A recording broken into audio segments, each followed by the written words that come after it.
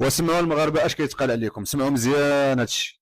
وانا كنت كنقولها للناس في الخليج، كنقول لهم كاين شي اوصاف ذكرها الله على سيدنا ابراهيم الخليل كاينها في المغاربه.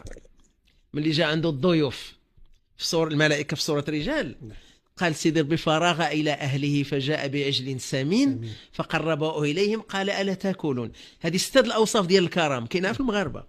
اليوم الا كنتي في شي بلاد اي دوله الا ما علمتيش ما يديرش بحسابك، بينما المغربي كتجي في اي وقت في الليل، مرحبا بضيف الله. ملي كتدخل كينوض يذبح في هذاك الليل، كينوض 3 4 الصباح في وقت ما جيتيه خصو يذبح. فابراهيم الخليل اش قال فراغ الى اهله.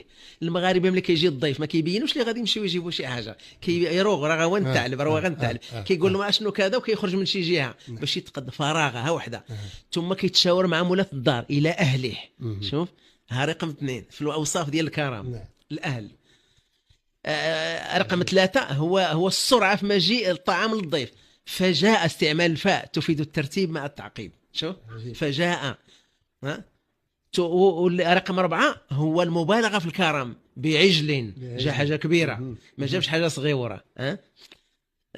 بعجل سمين. شوف ماشي عجل وصافي، ما قربش على شي حاجه معرقه وجابها، لا جاب نيت شي حاجه مزيانه. سمين.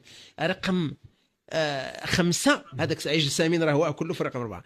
رقم 5 فقربه اليهم، حيت في جهه اخرى الناس كيصوب لك الطعام يقول لك تفضلوا. الا كنتي في شي جهه اخرى كاينوا الضيوف عند الطعام في دار في بيت اخر في صاله اخرى. المغاربه لا كيقرب لك الطعام لعندك وكيبدا لك بالمغسل، هو ما تنوضش المغسل. وهذا الكرم. شو قال الله في الخليل ابراهيم فقربه اليهم، ما قالش فقربهم اليه، فقربه اليهم.